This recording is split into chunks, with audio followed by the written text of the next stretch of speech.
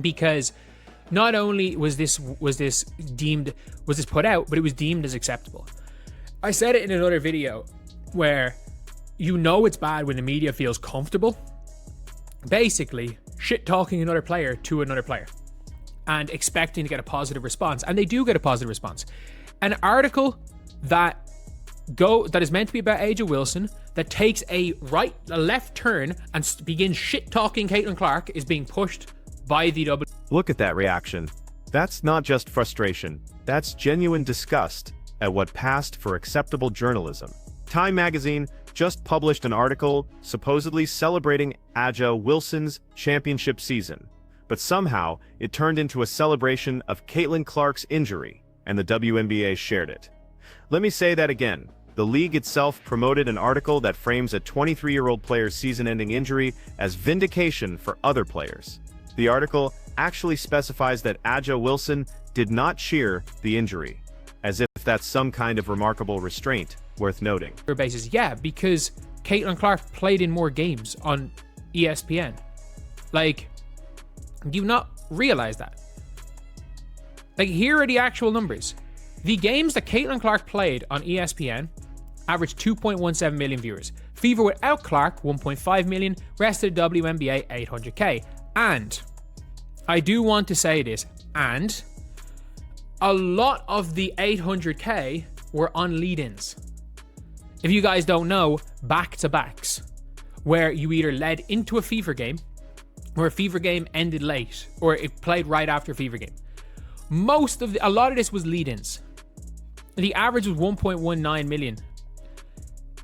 It is realistic to say that this number is without lead-ins, is below 700k. Here's what Time magazine and the WNBA conveniently ignored. Those ratings numbers they're celebrating, complete fiction.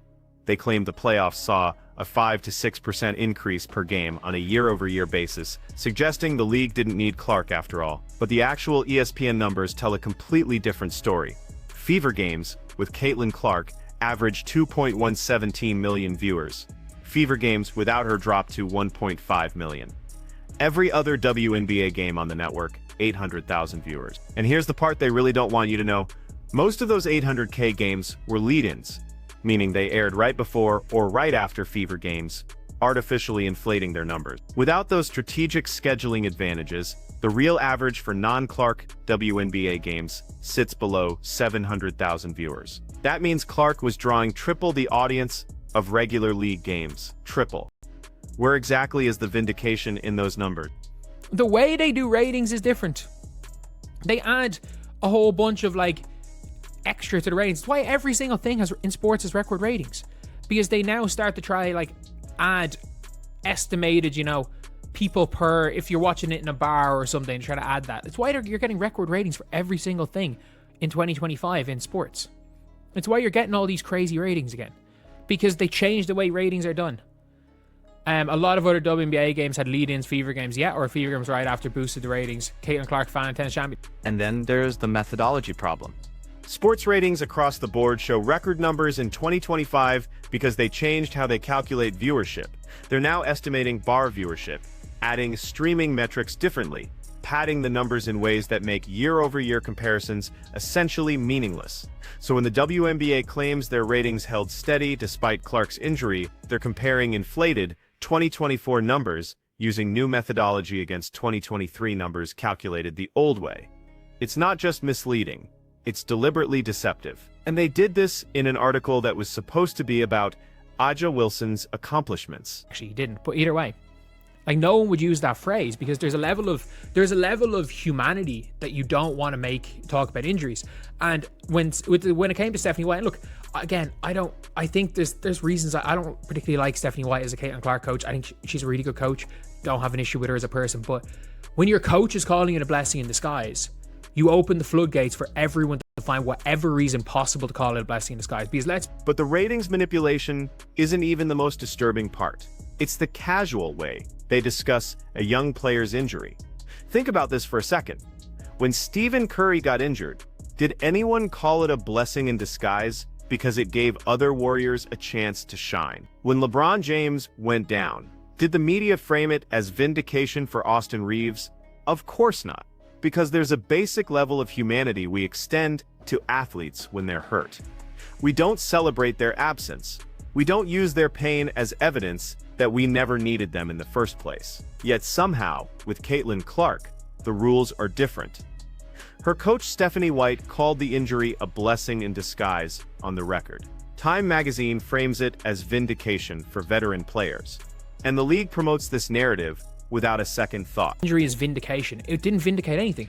Like, if you guys don't remember, the viewership in the 2 weeks, when Caitlin missed that first injury, the viewership dropped 50%. And the percentage viewership of non-Fever games dropped by more than the percentage viewership of Fever games. Fever games dropped 40%. Non-Fever games dropped 55%. Why? Because people weren't watching that much of the Fever game, so the lead-ins were fucked. Like, you were watching games, when it came to it, like, you were watching games in the regular season with 400,000 viewers on ESPN, like, which is lower in 2024. And the fact is that their overall viewership outside of Caitlin Clark didn't change anything. And the crazy thing is that for people saying, oh, you know, it's up 5%, that's only based on the new way they do ratings. The reality is that the ratings were probably down somewhere between 10 and 15%, which, by the way, only losing 10 to 15% with a Caitlin Clark injury is, for most of the season, is actually impressive. The league is in a healthy spot. There's no question about that. But you're seeing it. Here's what happened during those 2 weeks when Clark first went down with the injury. Fever game viewership dropped 40%. That's massive, but it's actually not the most revealing number. Non-Fever WNBA games on ESPN dropped 55% in that same period. Read that again. Games that didn't involve the Fever at all saw bigger percentage drops than Fever games themselves. Why? Because casual fans who tuned in for Clark were using Fever games as entry points to watch other matchups. When she went down, those casual viewers disappeared entirely. The lead-in effect vanished. By the end of the regular season, ESPN was airing WNBA games to 400,000 viewers, lower than comparable windows in 2023, before Clark entered the league.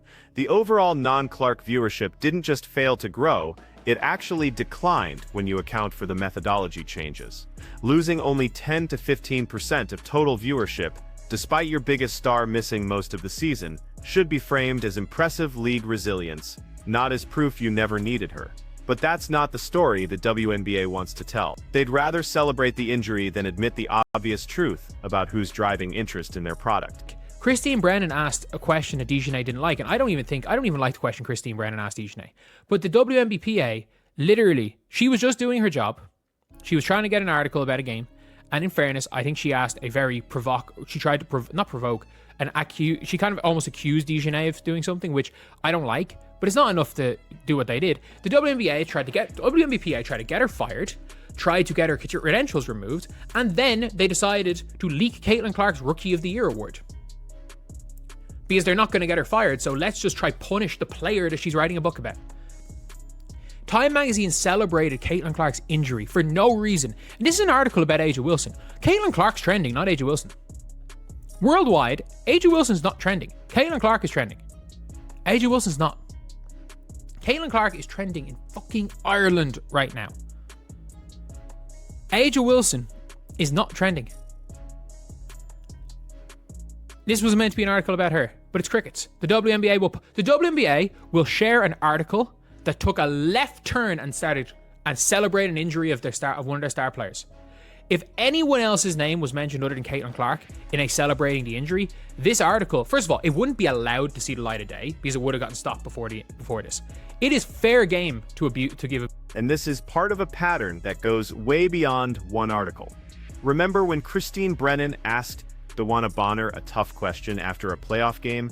The WNBPA didn't just criticize the question, they actively tried to get Brennan fired and her credentials revoked. When that failed, someone in the league office leaked Caitlin Clark's Rookie of the Year award announcement early, deliberately undercutting what should have been a major promotional moment.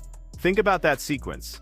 A reporter asks a question league officials don't like. They can't get her fired, So they punish the player she's writing a book about by ruining her award announcement. That's not professional sports league behavior, that's vindictive high school drama.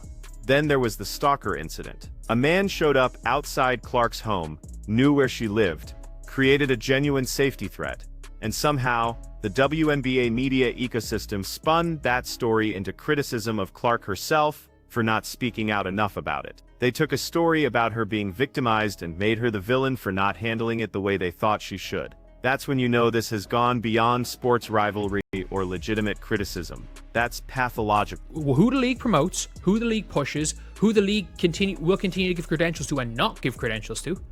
Because let's be real, there are people on the opposite side that are spewing mad stuff pro Caitlyn, and they're having their credentials denied. And you know what? Fair enough. But on the opposite end, there are people that have spent a year trying to make personal smear campaigns and blame Caitlyn Clark for everything wrong in the world, have called her every name under the bus, and are effectively just out there bullying her. They'll never get their credentials blocked. And at the end of the day, look, it is what it is. It is what it is. This league, we remember the no space for hate. We remember at the start of the year, no space for Kate. Because at the end of the day, we can never forget as well. Do we not remember what happened when the Caitlyn Clark stalker story came out? The media somehow spun the story of her being stalked into it's Caitlyn's problem for not. Caitlyn was at fault for not speaking up, and that's when I realized this is just unhinged. This is just unhinged. When on a human level, she had to deal with a stalker who basically showed up outside her house, who knew where she lived, and these same people couldn't even stay silent. They couldn't even ignore the stalker story. They had to flip the stalker story into something negative towards Caitlyn Clark, into Caitlyn doing something wrong. And that's when you know this goes unhinged. The Time magazine article specifically mentions that Aja Wilson did not cheer when Clark got injured, as if that's some kind of noteworthy restraint. Let that sink in. The bar is so low that we're praising a professional athlete for not celebrating when a colleague gets hurt. And here's the thing. This isn't Aja Wilson's fault. By all accounts, there's genuine mutual respect between her and Clark. Wilson has never publicly disparaged Clark. She's handled the attention disparity with grace. This article was supposed to celebrate her championship season, her finals MVP award, her incredible statistical year. Instead, Time magazine turned it into another referendum on Caitlyn Clark. The article trends worldwide, but it's trending because of Clark's name, not Wilson's. Ireland is talking about this story right now, not because they suddenly care about Aja Wilson's championship, but because the article frames another player's injury as a positive development. So Wilson gets cheated twice. First, her championship article becomes about someone else. Second, she gets associated with a narrative she never promoted and probably finds distasteful. The article that was meant to elevate her ends up diminishing both players. Bill's media career, they maybe don't believe where they are at the minute, or they have some view of life that they put Caitlyn Clark as on a... There's people that they despise that like Caitlyn Clark, so they put Caitlyn Clark as a face of people they despise, so they think it's fair game to attack Caitlyn Clark. And as we've seen, celebrating injury, just on a human level, this is disgusting. And by the way, this isn't a shot at Aja Wilson. This isn't a shot at Aja Wilson at all, because this was meant to be an article about her. If anything, I'd say there's no way she's happy about this shit. There's no way she's happy that an article about her has just turned into talk about Caitlyn Clark. There's no way she's happy about this shit. Because let's be real, there's nobody loves the spotlight more than Aja Wilson. But it's bullshit. It's absolute bullshit. And I'm very disappointed in the WNBA for greenlighting this, because there's absolutely no way that this wasn't brought up. I'm disappointed in WNBA for sharing this. The article itself, I'm disappointed in Time magazine. I'm disappointed on every step of the way that this got green lit. I'm really, really disappointed that this is seen as a proper thing, because this is an article that was meant to be celebrating Aja Wilson, who deserves all the praise in the world, but it took a left field to the extent where they are celebrating an injury of another player. But it's crickets. It's crickets. And you better believe if Caitlyn Clark ever said one negative word or even implied anything negative, if Caitlyn Clark even implied, and I don't even mean even implied, if Caitlyn Clark is expected to essentially thank every single player in the history of the WNBA, but only no white players. She's not allowed to praise white players. If she praises Lauren Jackson, oh no, hardcore racist there. But like, other than that, unless she does that, she's the devil. And she does it, and she's the devil. She plays basketball, she's the devil. She gets injured, they celebrate the injury. Like, she's not treated like a human. This league doesn't treat her like a human. The media doesn't treat her like she's a human. And that's, like, you can say at the end of the day, like, I'm someone who's, a lot of my channel is covering Caitlin Clark. And there is definitely times where there's almost, I'm not going to ever say parasocial, but like, you can definitely argue that at times my content has gone in towards like the tabloid celebrity culture of it all rather than the basketball side of it all. And that's definitely something I'll put up my hand and say, you know what, it's kind of a problem. But at the end of the day, whether it be Caitlin, whether it be AJ, whether it be Paige, whether it be Angel, like, I at least, there is not a time where, I'm very certain about this, where you will see me treating people like they're almost subhuman. And that is what I believe this. I think they think Caitlin Clark is some idea. Like, they treat Caitlin Clark as some idea of what's wrong in the world, and not a human being, a 23-year-old human being who, by all accounts, has done very little wrong in her life. Here's what makes this significant. The WNBA has spent years trying to build a no space for hate brand identity. They've positioned themselves as the progressive league, the one that protects its players from toxic fan behavior and media abuse.